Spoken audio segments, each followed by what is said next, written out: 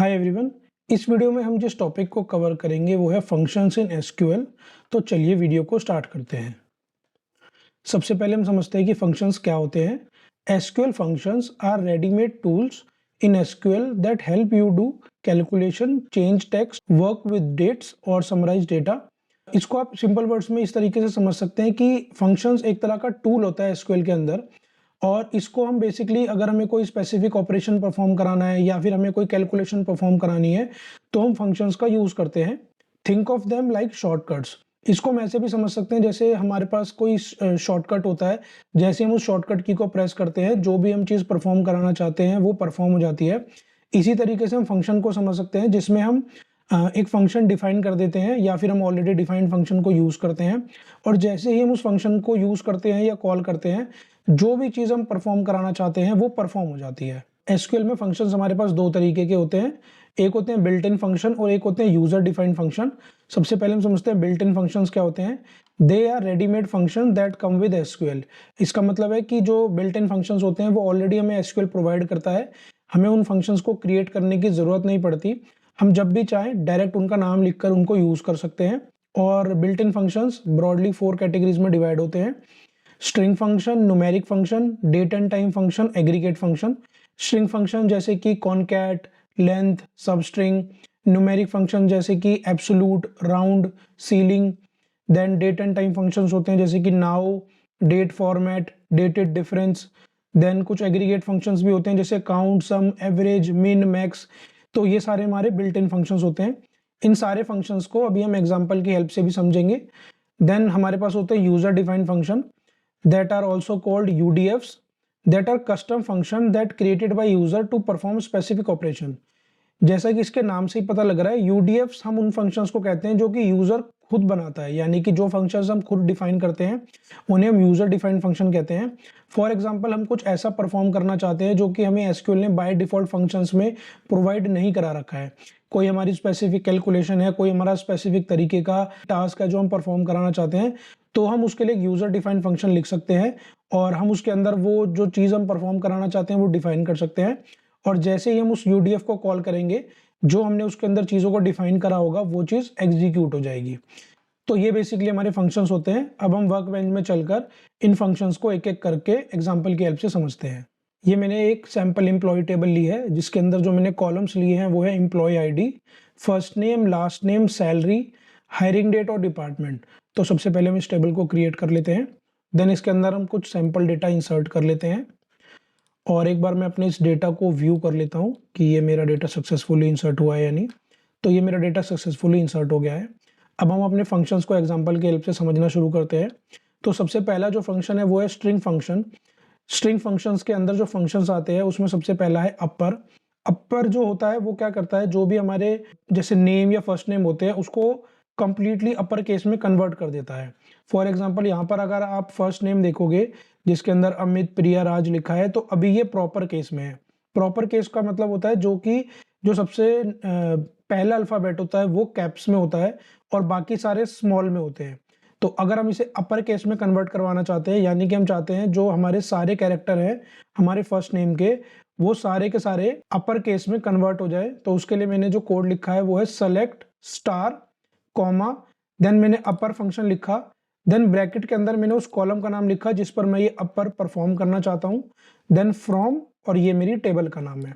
तो जैसे ही मैं अपने इस क्वेरी को रन करता हूँ तो ये मैंने आपको सैंपल डेटा दिखाया पहले जो मेरा ये कंप्लीट डेटा था, और देन मैंने एक नया कॉलम क्रिएट कर लिया अपर का जिसके अंदर जो मेरे फर्स्ट नेम थे वो सारे के सारे अपर केस में कन्वर्ट हो गए हैं।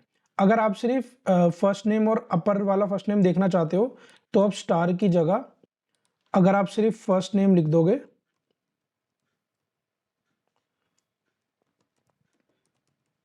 और अगर हम इसको रन करते हैं तो अब हमें जो हमारे प्रीवियस नेम थे जैसे कि वो सारे प्रॉपर केस में थे और जो मैंने ये अपर फंक्शन यूज करा, अब मेरे जो सारे नेम्स हैं वो अपर केस में कन्वर्ट हो गए।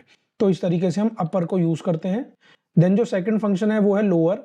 अगर जो हमारे नाम है अगेन हम उसको सारे के सारे नाम्स को लोअर केस में कन्वर्ट करना चाहते हैं तो सबसे पहले मैं अगेन आपको एक बार टेबल शो कर देता हूँ और इस बार मैं जो लोअर में कन्वर्ट कर रहा हूँ वो मैं लास्ट नेम वाले कॉलम को कन्वर्ट कर रहा हूँ। तो अभी जैसे आप देख रहे हो शर्मा में जो एस है वो कैपिटल है, ऐसे ही मेहता में जो एम है वो कैपिटल है।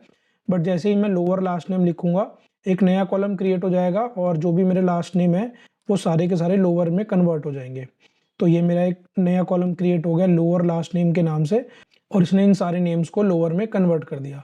अगर आप चाहो, जैसे यहाँ पे जो कॉलम हेडर है वो लोअर लास्ट नेम आ रहा है, तो आप इसको एक एलियास भी दे सकते हो जिसमें हम लिख सकते हैं न्यू लास्ट नेम। और अगर मैं अब इसको रन करता हूँ तो ये इसने यहाँ पे मेरे इस कॉलम के हेडर को चेंज करके न्यू लास्ट नेम दे दिया। तो इस तरीके से हम लोअर फंक्शन का यूज करते हैं।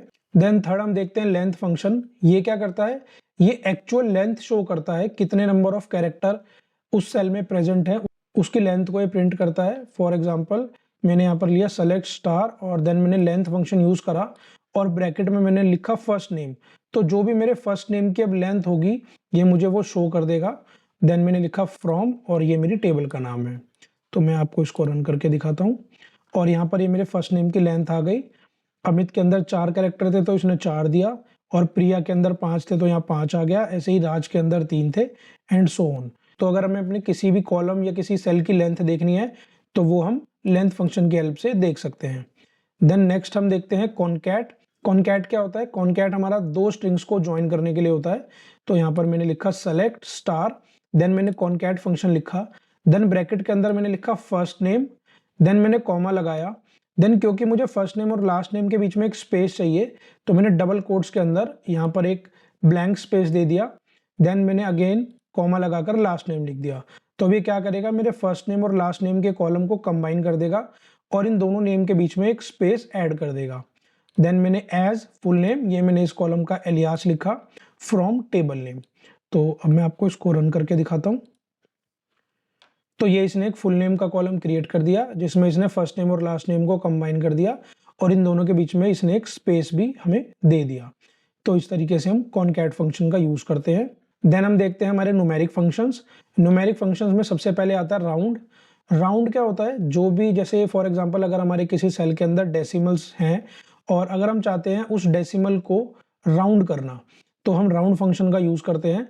फॉर एग्जांपल यहाँ पर मैंने लिखा है सेलेक्ट स्टार, देन मैंने राउंड फंक्शन का यूज करा और जो ये मेरी सैलरी है मैंने इसको 12 से डिवाइड करा और देन मैंने कॉमा लगाकर 2 लिखा, यानी कि मैं 2 प्लेसेस तक जो मेरे डेसिमल डिजिट्स है उनको चाहता हूँ। और मैंने इस नए सेल का नाम दिया monthly salary, then from table name. तो मैं आपको इसको रन करके दिखाता हूँ और मैं आपको ये भी दिखाता हूँ कि अगर मैं इस राउंड फंक्शन का यूज नहीं करता तो यहाँ पर मैंने क्या करा, सेलेक्ट स्टार और मैंने लिया सैलरी डिवाइड बाय 12। इसमें मैंने कोई राउंड फंक्शन का यूज नहीं करा। तो ये वाला कॉलम है, अगर आप चाहो तो यहाँ पे देख सकते हो जो डेसिमल डिजिट है वो 5-6 नंबर तक जा रही है। और अगर मैं इसी डेसिमल डिजिट्स को राउंड करना चाहता हूँ अप टू 2 डेसिमल प्लेसेस तो मैंने सेम फॉर्मूले को यहाँ पर रख दिया और देन मैंने राउंड फंक्शन का यूज करा और कॉमा लगा के मैं उतनी डिजिट ऑफ प्लेस लिखता हूँ जहां तक मैं अपनी डेसिमल वैल्यू को देखना चाहता हूँ। तो क्योंकि मैंने यहाँ पे 2 लिखा है तो ये सिर्फ 2 डिजिट्स डेसिमल के बाद की शो करेगा और मैंने इस कॉलम का नाम लिखा था मंथली सैलरी जो कि यहाँ पर आ गया है।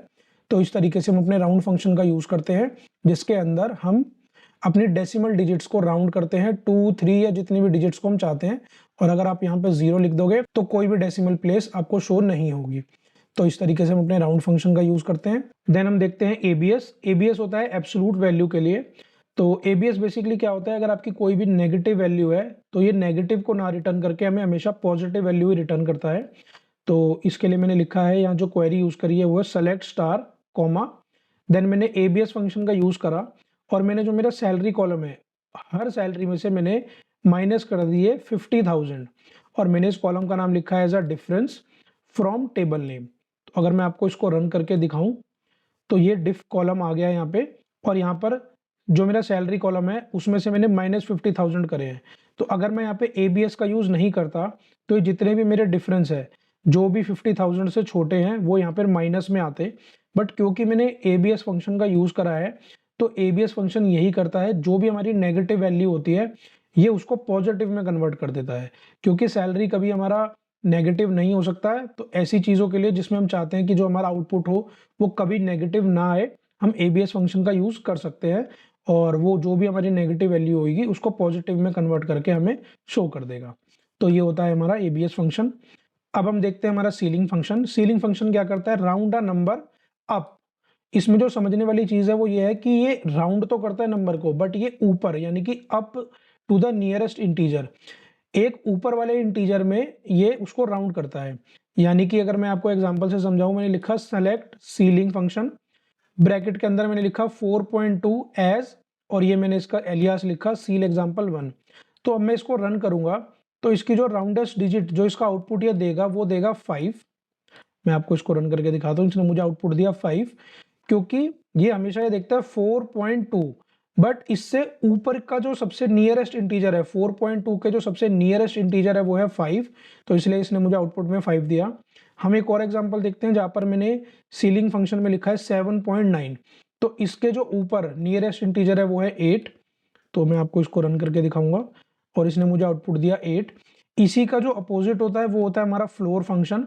ये क्या करता था, जो सीलिंग था ये अप वाले इंटीजर पे उसको राउंड करता था, और फ्लोरिंग क्या करता है, ये नियरेस्ट जो डाउन वाला नंबर है। आप इसको याद रखने के लिए इस तरीके से भी इसको समझ सकते हो, जो घर की सीलिंग होती है वो हमारा टॉप होता है, और जो घर का फ्लोर होता है वो हमारा डाउन होता है। तो यानी कि अगर हम सीलिंग यूज कर रहे हैं तो जो हमारा नंबर है वो अप वाले नंबर में राउंड हो जाएगा, और अगर हम फ्लोर यूज कर रहे हैं तो जो हमारा नंबर है वो डाउन वाले नंबर में राउंड हो जाएगा।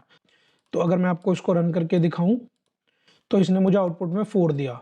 तो क्योंकि इसने 4.2 का जो नियरेस्ट डाउन वाला इंटीजर था वो 4 था। सीलिंग के केस में इसने मुझे 5 दिया था क्योंकि वो अप वाले नियरेस्ट को चेक करता है, और फ्लोरिंग हमेशा डाउन वाले नियरेस्ट इंटीजर को चेक करता है। और ऐसे ही जो मैंने सेकंड एग्जांपल लिया था 7.9 का, अगर मैं इसको फ्लोर फंक्शन के साथ रन करता हूं तो ये मुझे 7 आउटपुट देगा। तो इस तरीके से हमारे सीलिंग और फ्लोर वर्क करते हैं। सीलिंग हमेशा ऊपर वाले नंबर में उसको राउंड कर देता है, और फ्लोर हमेशा नीचे वाले नंबर में उसको राउंड कर देता है। देन हम कुछ अपने डेट एंड टाइम फंक्शंस को समझते हैं। तो जिसमें सबसे पहला है वो है नाउ, जो कि हमारे करंट सिस्टम की जो डेट और टाइम होती है वो शो करता है। इसको यूज करने का तरीका है सेलेक्ट और नाउ। अगर हम नाउ फंक्शन लिखते हैं तो ये हमें करंट डेट और टाइम दे देता है। एज, ये मैंने कॉलम हेडर लिया current underscore date and time. तो मैं इसको आपको रन करके दिखाता हूँ। तो ये इसने मेरे सिस्टम का भी करंट डेट स्पेस टाइम, ये इसने मुझे करंट सिस्टम का डेट और टाइम दे दिया। देन जो सेकंड फंक्शन है वो है कर डेट, जो कि होता है अगर आप सिर्फ और सिर्फ करंट डेट देखना चाहते हो तो उसके लिए हम लिखते हैं सेलेक्ट कर डेट CURDATE और open bracket close bracket as today date. तो अगर हम इसको रन करके देखें तो इसने हमें आज की जो डेट है सिस्टम की वो दे दी। देन हम देखते हैं ईयर फंक्शन, जो कि डेट में से ईयर को एक्सट्रैक्ट करने के लिए हम यूज करते हैं। तो उससे पहले मैं आपको एक बार अपना डेटा दिखा देता हूँ। सेलेक्ट स्टार फ्रॉम एम्प्लॉयज, तो ये हमारा डेटा था। अगर इस हायरिंग डेट वाले कॉलम में से मुझे सिर्फ ईयर को एक्सट्रैक्ट करना है तो उसके लिए मैंने लिखा select star comma year function, और ब्रैकेट में मैंने हायरिंग डेट कॉलम का नाम लिख दिया, और मैंने इसका एलियास दे दिया हायर ईयर, जो कि मेरे कॉलम का नाम बन जाएगा फ्रॉम टेबल नेम, जो कि है एम्प्लॉयज। तो मैं इसको रन करता हूँ तो ये इसने हायरिंग डेट वाले कॉलम में से सारे ईयर्स को एक्सट्रैक्ट करके मुझे एक नए कॉलम में दे दिया, और उसका नाम इसने लिख दिया हायर ईयर। तो इस तरीके से हम ईयर कॉलम को यूज करते हैं। देन सेम ऐसे ही हम मंथ कॉलम को यूज करते हैं। अगर हमें अपने किसी डेट वाले कॉलम में से मंथ को एक्सट्रैक्ट करना है तो मैंने लिखा सेलेक्ट स्टार कॉमा मंथ, और देन मैंने उस कॉलम को ब्रैकेट में लिख दिया जिसमें से मैं मंथ को एक्सट्रैक्ट कराना चाहता हूँ। एज करके मैंने इसका एलियास नेम दे दिया कॉलम का फ्रॉम टेबल नेम। तो अगेन हम इसको रन करके देखते हैं तो ये हमारा हायर मंथ नंबर आ गया। जो भी इसमें हमारा मंथ है जैसे कि 1, 3, 7, 11, 06, तो ये सारे इसने हमें मंथ नंबर में दे दिया। अगर आप मंथ नंबर की जगह मंथ नेम चाहते हैं, यानी कि आप चाहते हैं जनवरी मार्च इस तरीके से, तो उसके लिए हम मंथ नेम कॉलम का यूज करते हैं। अगर हमें नंबर चाहिए तो हम सिर्फ मंथ का यूज करते हैं। तो यहाँ पर मैंने मंथ की जगह अगर सिर्फ मंथ नेम कर दिया, और अगर मैं अब इस क्वेरी को रन करता हूँ तो अब मुझे यहाँ पर जो मेरे कंप्लीट मंथ के नेम थे जैसे जनवरी, मार्च, जुलाई, वो सारे शो हो गए। तो जैसी भी आपको रिक्वायरमेंट हो मंथ नंबर की या फिर मंथ नेम की, आप इनमें से किसी भी क्वेरी को यूज कर सकते हैं। देन हम देखते हैं डेटेड डिफरेंस। अगर हमें किसी दो डेट के बीच में डिफरेंस निकालना होता है तो हम डेटेड डेट डिफ इस फंक्शन को यूज करते हैं, और ब्रैकेट के अंदर हम सबसे पहले एंड डेट लिखते हैं, फिर हम स्टार्ट डेट लिखते हैं, और ये हमें उन डेट्स के बीच में जो डिफरेंस है इन डेज वो हमें प्रोवाइड कर देता है। तो फॉर एग्जांपल मैंने यहाँ क्वेरी लिखी सेलेक्ट स्टार कॉमा डेटेड डिफ, ब्रैकेट के अंदर मैंने करंट डेट जो कि आज की डेट है, कॉमा हायर डेट जो मेरा ये वाला कॉलम है, as days worked from table name. तो अगर मैं इसको रन करता हूं तो इसने मुझे इस डेट से जो कि है 15 जनवरी 2020 से जो मेरी आज की डेट है 29/11/2025 इनके बीच में जो डेज में डिफरेंस है वो मुझे इसने यहाँ दे दिया। और ऐसा इसने हर सेल के लिए करा। इन डेट से जो भी मेरा आज की डेट का डिफरेंस है वो मुझे डेज में यहाँ पर शो हो गया है। और अगर आप यही डिफरेंस डेज में ना देख के ईयर्स में देखना चाहते हैं तो उसके लिए हम डेटेड डिफ की जगह टाइम स्टैम्प डिफ यूज करते हैं और यहाँ पर हम कर डेट की जगह ईयर लिखते हैं कि मुझे अब जो डिफरेंस है वो ईयर में चाहिए। और हायरिंग डेट कॉलम जो कि मेरा ये वाला है और ये मेरा है कर डेट जो कि करंट डेट है। तो अगर मैं ये वाला सिंटेक्स टाइम स्टैम्प डिफ में यूज करता हूँ तो ये मुझे इन दो डेट्स के बीच में यानी कि इस डेट के बीच में और करंट डेट के बीच में कितने ईयर्स हैं मुझे वो शो कर देगा। तो मैं आपको इसको रन करके दिखाता हूँ। तो अभी हम जो है वो 2025 में है, तो 2020 से 2025 में हमारे पास 5 साल का डिफरेंस है। तो इस तरीके से इसने सारे डिफरेंस को हमें ईयर में शो कर दिया।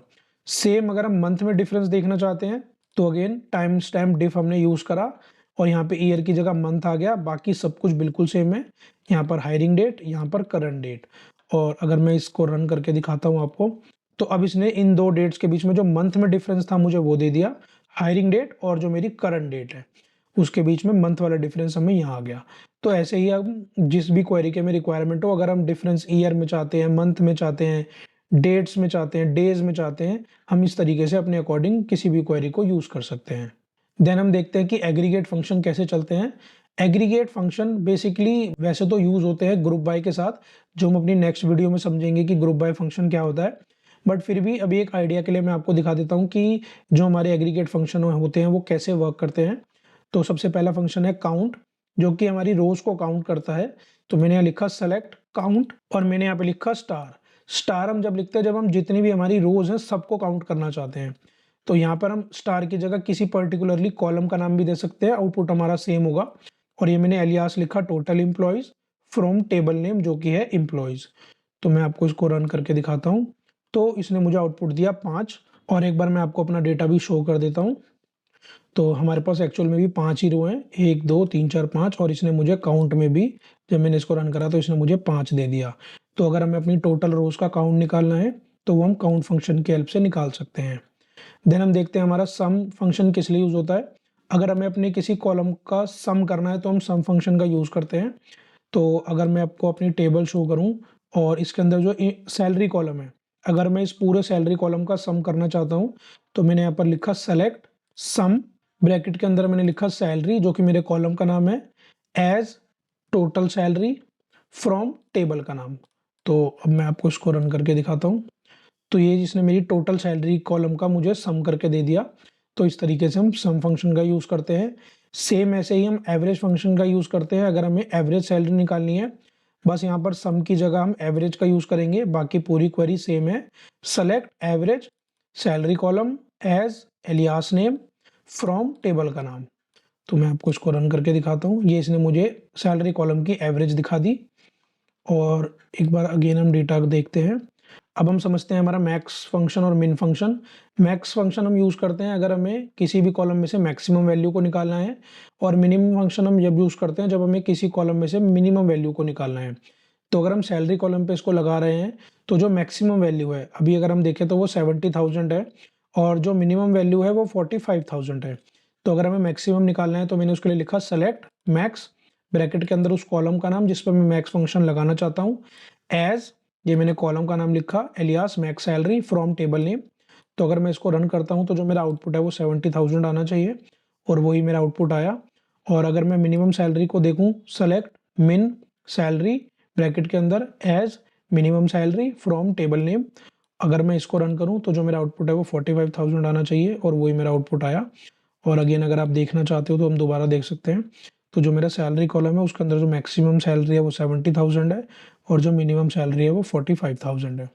तो ये सारे हमारे फंक्शंस होते हैं। हमारे पास और भी बहुत सारे फंक्शंस होते हैं, बट मैंने सिर्फ वही फंक्शन यूज़ करे हैं जो मोस्टली यूज़ होते हैं। एंड आई होप आपको ये वीडियो पसंद आई हो। तो इस वीडियो के लिए इतना ही। अब हम मिलते हैं नेक्स्ट वीडियो में।